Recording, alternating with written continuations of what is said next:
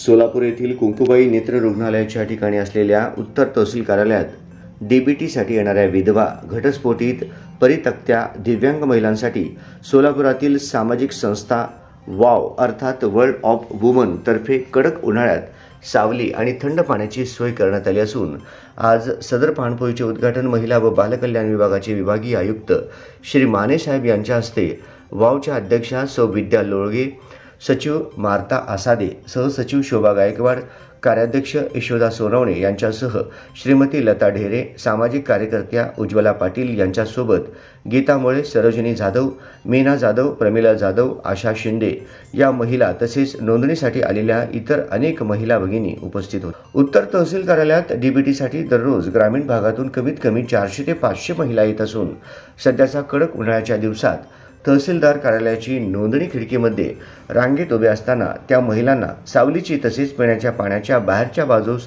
सोय नसल्याने तसेच काही वृद्ध महिला रांगेत उभ्या असताना अचानक चक्कर येणे, थकवा येणे अशा गोष्टी घडत असल्याने वर्ल्ड ऑफ वुमनतर्फे नोंदणी खिडकीचे वर सावलीसाठी हिरवी जाळी तसेच समोरच पिण्याच्या पाण्याची सोय म्हणून पाणपोई जिथे रोज 20 थंड पाण्याचे जार उपलब्ध करून देण्यात आले असल्याचे अध्यक्ष सौ विद्या लोळगे यांनी सांगितले। तर उद्घाटनानंतर श्री माने यांनी वाव या सामाजिक संस्थेतर्फे महिलांसाठी करण्यात आलेल्या या सोयीचे कौतुक करताना याचा फायदा गरीब गरजू महिलांना होणार असल्याचे सांगितले। अशाच पद्धतीने शहरातील आणि दक्षिण तहसीलमध्ये देखील महिलांसाठी सोय लवकरच करण्यात येणार असल्याचे विद्या लोळगे यांनी सांगितले। यावेळी श्री सी.ए. बिराजदार, श्री मिलिंद गोरे, श्री तात्या भोसले हे देखील उपस्थित होते।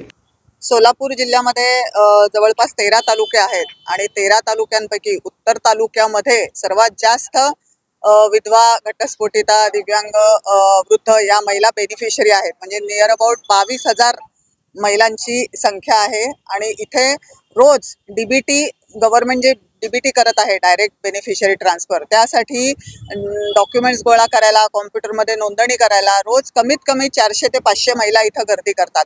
काही महिला वेळेअभावी निघून सुद्धा जातात आणि एका महिलेला कॉम्प्युटरमध्ये तिच्या डॉक्युमेंट्सची पडताळणी करण्यासाठी 3 ते 4 मिनिट एवढा वेळ लागतो। त्याच्यात कुणीच काही करू शकत नाही, पण तोपर्यंत एवढ्या सगळ्या महिला उन्हातानात उभा राहतात। ऊन वाढत आहे, 44 ते 45 डिग्री सोलापूरमध्ये ऊन आहे आणि त्यांना पाण्याची व्यवस्था नाही आहे, त्यांना उन्हातानात सावलीची व्यवस्था नाही। यासाठी वर्ल्ड ऑफ वुमन ही जी सामाजिक महिलांसाठी काम करणारी संस्था आहे, ही फक्त विधवा आणि घटस्फोटिता, दिव्यांग, वृद्ध या महिलांसाठी काम करते।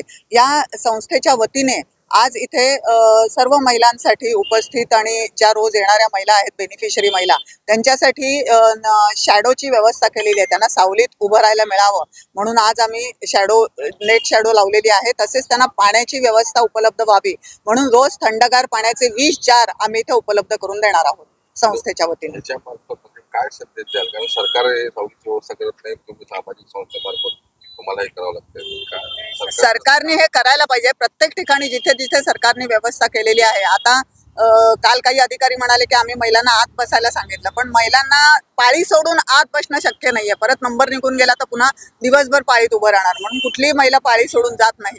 आतमध्ये त्यांचे वॉटर प्युरिफायर वगैरे सगळी व्यवस्था आहे शासनाची, पण जिथे पाहिजे तिथं स्पॉटवरती नाही आहे। त्याच्यामुळे आमच्या वतीने आम्ही ही केलेले आहे आणि आम्ही अशी आशा करतो की जिथे जिथे असा प्रॉब्लेम आहे महाराष्ट्रात जिथे कुठे, तर सरकारने अशी व्यवस्था करून द्यावी महिलांसाठी।